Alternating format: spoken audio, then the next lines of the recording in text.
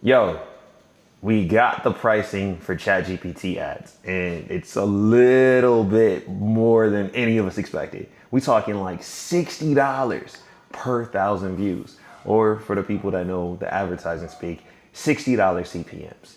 Now, I'm QuHarrison Terry, and every day I ask myself, what's the future? For some people, you know that as the WTF. And I take those notes, I store them in a journal. And here recently in 2026, I've been recording those notes, and this is what you're watching. I want to talk about the WTF of today, which is AI advertising. Now, we kind of know what this is because I made a video about this a few days ago where I talked about, OpenAI and ChatGPT ads and how that would change everything. But now we're finally starting to see some of the pricing. And this pricing at these price points are really worrisome for some because this is an unproven product. Like if you are buying ChatGPT ads, you're betting on something that isn't going to have the ROI infrastructure that you might have seen if you go buy a Facebook ad. But here's the catch. These prices rival that of NFL live inventory prices. So what I mean by that is a ChatGPT ad is almost the same as buying a Super Bowl ad. Now, Super Bowl prices, we know how that works. We know the return on investment on that. It's like the creme de la creme of advertising for big brands for sure. ChatGPT, yes, it's got high intent. A lot of people that are talking to chat, they actually want to know what they're asking chat. A lot of people that are using ChatGPT obviously have some money because they need to pay for their token usage. They also are probably, a really technically savvy user. So you could argue that this is like being in the iPhone app store back in 2008 or 9 when the equivalent was like the Android app store and you just kind of knew what you were getting with the iOS user. So I think advertisers actually will pay. I don't think that that's that astronomical. But here's the catch. This is not your mom and pop or your small business because they can't afford to just kind of take a $60 bet with no guaranteed measurable ROI and also just kind of saying, hey, we're going to ride in the wind. But bigger brands that have products that would actually benefit from being in a chat GPT query, why not pay the 60?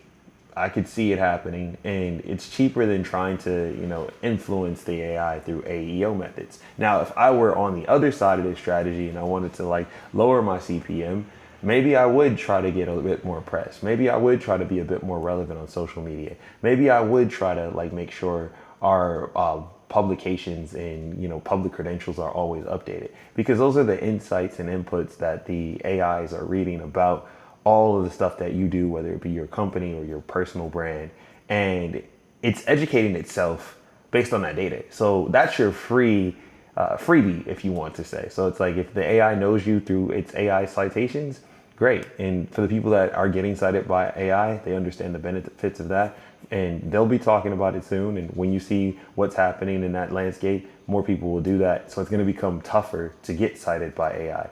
So I would say if you're ahead of that curve right now, stay ahead by constantly adding documentation. And if you haven't, go ask the AI about yourself or your company or your brand and see what work you need to kind of catch up on. If you need help with something like that, just leave a comment. I can send some people your way. It's not as hard as it probably will be. But going back to advertising, look, it's about trust. I think it's a little early for OpenAI to get into this, but obviously they need some type of monetization model. Ads seems to be the monetization model that works. Am I betting against them? No, because I think that AI ads are a bit inevitable at this point, but I do agree that it's going to ultimately come down to trust.